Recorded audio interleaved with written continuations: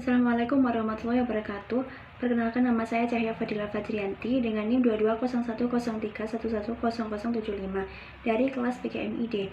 Di sini saya akan menjelaskan tentang perbandingan kebijakan pengembangan kurikulum pembelajaran di negara Indonesia dan di negara Jepang.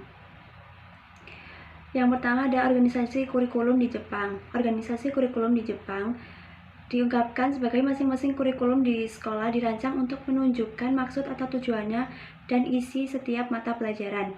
Dan kurikulum dirancang untuk dilaksanakan oleh seorang guru dalam melaksanakan pembelajaran di dalam kelas. Ditafsirkan oleh guru dengan secara bervariasi. Guru memiliki kebebasan penuh untuk melaksanakan dalam membuat kurikulum. Kemudian berada di Indonesia. Organisasi kurikulum di Indonesia ini merancang pola atau desain bahan kurikulum yang tujuannya untuk mempermudah siswa dalam mencapai tujuan pembelajaran yang dirancang untuk dicapai secara efektif. Tujuan pendidikan yang dirumuskan dapat mempengaruhi pola atau desain kurikulum karena tujuan tersebut dapat menentukan pola atau kerangka untuk memilih, merencanakan, dan melaksanakan segala pengalaman dan kegiatan belajar di sekolah. Kemudian pengembangan kurikulum di Indonesia ini mengarah kepada proses desentralisasi.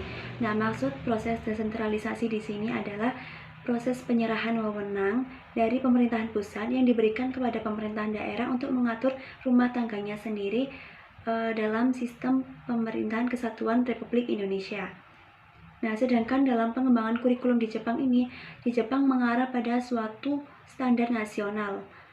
Proses pengembangan standar warga negara Jepang didasarkan pada penelitian filosofis, teoritis, dan nyata secara empiris terhadap mutu pendidikan di negaranya. Nah, pada negara Jepang ini menggunakan standar kurikulum nasional sentralisasi nasional oleh Monbuso. Walaupun kurikulum dilakukan secara sentralisasi oleh Monbuso, pihak yang terlibat dalam pengembangan kurikulum tidak hanya Monbuso saja, tetapi melibatkan pemerintahan daerah, asosiasi guru, lembaga riset orang tua, dan LSM.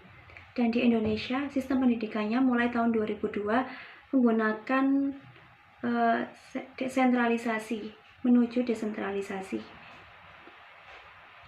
Pengembangan kurikulum di Indonesia dilakukan oleh Depdinas atau Puskus dengan melibatkan berbagai lembaga terkait seperti institusi terkait, universitas, asosiasi profesi, guru, kepala sekolah, dan lain sebagainya.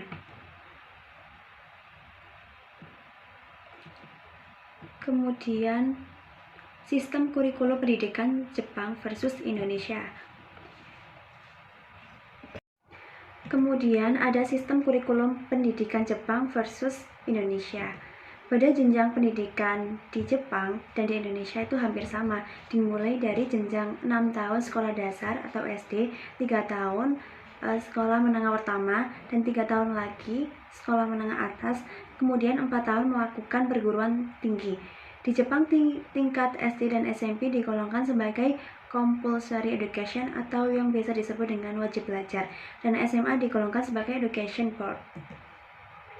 Kemudian dari prinsip kurikulum di Jepang menggunakan prinsip Chitokutai yang pada hakikatnya sama dengan 3 bidang ilmu yang dikemukakan oleh Bloom.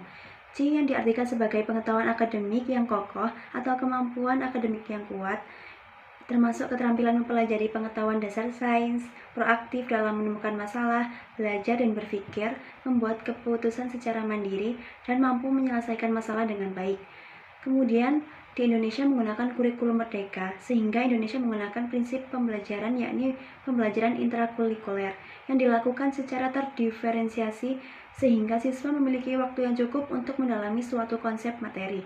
Pembelajaran kokurikuler atau berupa penguatan profil pelajar Pancasila seperti jujur, bekerja sama, kreatif, dan lain-lain. Dan pembelajaran ekstrakurikuler yang dilakukan secara sesuai dengan minat siswa dan sumber satuan pendidik. Kemudian dari strategi pembelajaran di Jepang mulai tahun 90-an mulai menerapkan integrated learning agar generasi muda mereka mampu menyelesaikan masalah-masalah yang akan mereka hadapi. Siswa Jepang tidak hanya ditargetkan untuk memahami dalam pembelajaran saja, tetapi juga harus dapat menggunakan ilmu tersebut untuk menyelesaikan masalah dalam bermasyarakat di sekitar mereka. Strategi ini tuh biasa digunakan oleh masyarakat di Jepang sana. Strategi pembelajaran yang diterapkan di kurikulum Merdeka di Indonesia yang pertama adalah strategi pembelajaran kolaboratif. Jadi strategi ini tuh melibatkan siswa dibentuk dalam sebuah kelompok, kemudian melakukan kerjasama untuk mencapai tujuan pembelajaran bersama. Yang kedua ada strategi berbasis masalah. Jadi siswa dihadapkan suatu permasalahan yang autentik, kemudian siswa disuruh memecahkan masalah tersebut dan memperoleh pemahaman konsep. Yang ketiga, strategi pembelajaran berbasis proyek. Jadi di mana siswa terlibat dalam proses nyata yang membutuhkan pemecahan masalah, kerjasama tim, dan penerapan pengetahuan. Yang keempat adalah strategi pembelajaran berbasis diskusi. Jadi strategi ini tuh melibatkan siswa untuk berdiskusi secara kelompok untuk mendalami pemahaman konsep dan membangun pengetahuan pada diri siswa.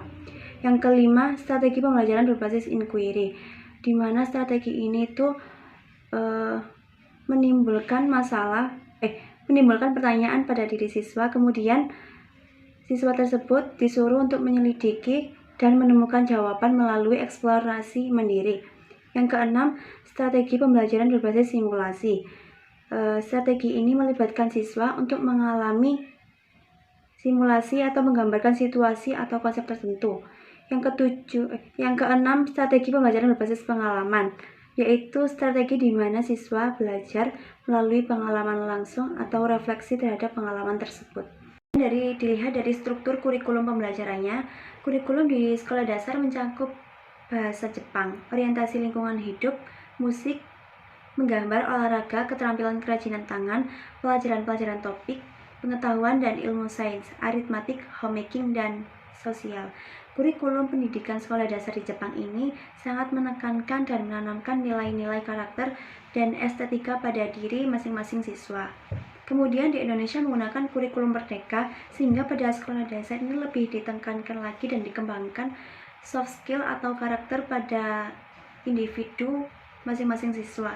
Dan kurikulum ini tuh fokus pada materi esensial dan pembelajaran yang fleksibel.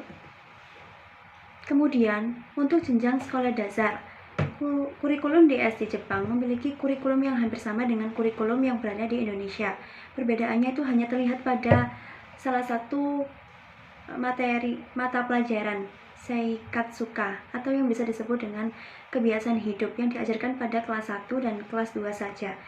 Mata pelajaran ini dimaksudkan untuk agar anak-anak ini mengetahui cara hidup mandiri dalam kehidupan sehari-hari. Mata pelajaran ini diperuntukkan siswa yang baru saja lulus dari TK. Mata pelajaran bahasa dan berhitung di Jepang banyak diajarkan dibandingkan mata pelajaran yang lainnya. Mata pelajaran olahraga diajarkan kepada siswa dalam jumlah yang melebihi mata pelajaran lainnya selain mata pelajaran bahasa dan berhitung. Pendidikan di negara Jepang tidak diajarkan melalui mata pelajaran pendidikan. Pendidikan moral di Jepang tidak diajarkan melalui mata pelajaran khusus, tapi diajarkan langsung oleh wali kelas sejam seminggu atau diintegrasikan melalui pembelajaran mata pelajaran lainnya. Jadi, pendidikan moral pada negara Jepang ini tidak diajarkan dalam suatu mata pelajaran yang khusus, tetapi ada nanti waktunya 1 jam wali kelas memberikan pendidikan moral terhadap siswa-siswa yang berada di Jepang sana, atau bisa diintegrasikan melalui pembelajaran mata pelajaran lainnya. Sekolah-sekolah agama diperbolehkan mengajarkan agama Kristen, Buddha, dan Shinto sebagai bagian dari pendidikan moral. Kemudian ada kelebihan kurikulum di Jepang dan di Indonesia. Kelebihan dari kurikulum di Jepang yang pertama adalah pendidikan karakter adalah yang utama. Jadi di Jepang ini menekankan lebih utama pendidikan moral yang ditanamkan pada masing diri-diri siswa. Terus yang kedua, kebersihan lingkungan kelas menjadi tanggung jawab siswa. Ketiga, seni menjadi mata pelajaran wajib di sekolah. Yang keempat, tidak ada ujian setiap jenjang pendidikan. Jadi di Jepang itu ujiannya diadakan di kelas 4. Sebelum-sebelumnya juga diberikan ujian, tetapi tidak sulit dan tidak membebankan para siswa. Kemudian berikutnya pendidikan yang diperoleh langsung kepada praktik. Kemudian yang terakhir, kelebihan kurikulum di Jepang, kehidupan yang meliputi pengetahuan, keterampilan, dan keahlian sehingga meningkatkan kualitas SDM di Jepang. Kelebihan kurikulum di Indonesia, yang pertama kan di Indonesia membuat dan memakai kurikulum merdeka sehingga membuat sederhana namun lebih fokus. Penerapan kurikulum ini membuat siswa lebih fokus pada materi penting dan mengembangkan kompetensi pada diri masing-masing siswa. Yang kemudian kelebihan selanjutnya lebih merdeka. Lebih merdeka yang dimaksud ini dalam hal pembelajarannya. Yang ketiga, lebih banyak interaksinya. Pada kurikulum merdeka memperkenalkan metode pembelajaran berbeda yang dapat dipilih guru berdasarkan kemampuan siswa. Berikutnya, kekurangan kurikulum di negara Jepang dan di Indonesia. Nah, di Jepang ini kekurangannya itu kurangnya persaingan antar penyedia edukasi. Maksudnya siswa tentu memiliki karakter yang berbeda, karena itu secara teori edukasi pun harus beragam dan kompetitif. Kekurangan yang lainnya, sistem pendidikan Jepang menolak adanya perbedaan. Jepang memiliki sistem edukasi yang diatur oleh kurikulum nasional, dan jika seorang siswa diizinkan untuk naik ke tingkat lebih tinggi dengan durasi lebih cepat, dapat dianggap sebagai diskriminasi.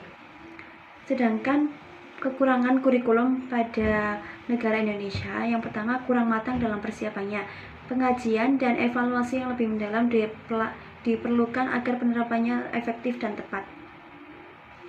Karena kurikulum merdeka ini masih baru digunakan dan diterapkan di Indonesia.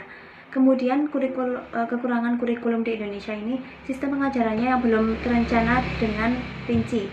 Sistem pengajarannya masih belum membahas dengan rinci mengenai upaya untuk meningkatkan kualitas pendidikan di Indonesia. Dan yang terakhir ini, kurangnya kapasitas SDM. Jadi guru yang diperlukan dalam kurikulum merdeka ini, gurunya harus profesional